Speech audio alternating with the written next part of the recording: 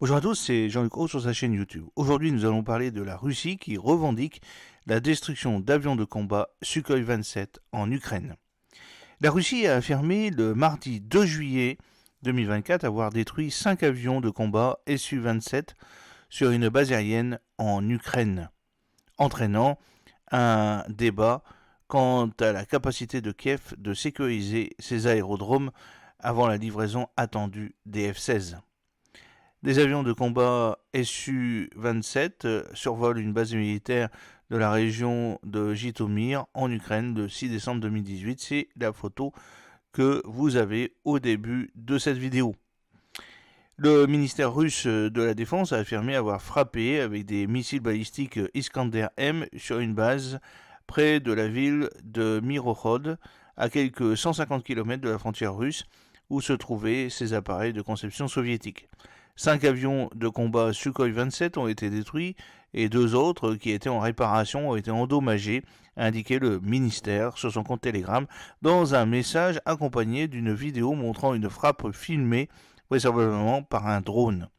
L'AFP n'est pas en mesure de confirmer la véracité de ces propos et l'Ukraine n'a pas commenté ces informations, mais la frappe avait été évoquée dans un premier temps lundi 1er juillet par des blogueurs militaires ukrainiens et russes.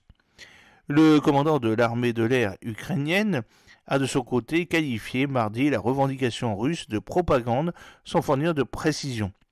Il a de son côté revendiqué une frappe ukrainienne dévastatrice lundi contre un dépôt de munitions russe en Crimée, péninsule ukrainienne annexée par Moscou en 2014 et qui sert de base arrière à son effort de guerre.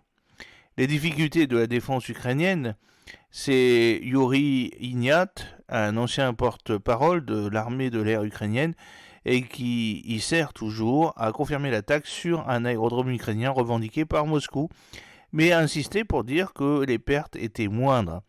Il y a des pertes, mais moins que ce qu'affirme l'ennemi, a-t-il écrit sur Facebook. L'armée de l'air fait tout pour contrecarrer les plans de l'ennemi et le fourvoyer, notamment en utilisant des maquettes, a dit ce militaire.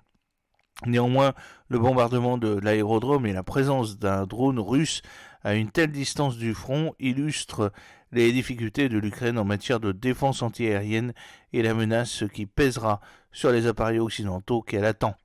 Kiev réclame les F-16, des avions de combat de fabrication américaine depuis le début de l'assaut russe en février 2022, alors que la Russie dispose d'une armée de l'air bien plus puissante. Ces appareils doivent à la fois permettre de sécuriser le ciel de l'Ukraine et d'appuyer les troupes au sol. Le président ukrainien Volodymyr Zelensky a dit avoir besoin de 120 à 130 avions. Des pays de l'OTAN ont promis des dizaines d'avions et forment des équipages et la livraison des premiers serait imminente. Alors, concernant la livraison des avions de combat, la France a annoncé début juin qu'elle fournirait cette année des avions de combat français de type Mirage 2000-5 à l'Ukraine et que des équipages ukrainiens seraient formés dès maintenant. Elle n'en a pas précisé le nombre à ce stade.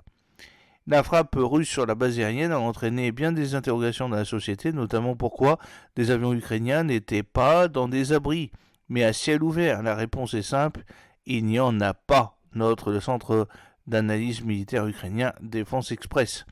Alors que l'Ukraine attend des F-16, la question de leur sécurité au sol se pose, constate ce centre, qui note aussi que l'armée ukrainienne n'a rien pu faire contre le drone de surveillance russe qui a filtré et filmé l'attaque. Il souligne toutefois que les dimensions des avions américains leur permettraient d'entrer dans un type d'abri bétonné présent en Ukraine. L'Ukraine a de son côté revendiqué de nombreuses reprises des frappes sur les aérodromes militaires russes en Crimée ou en territoire russe.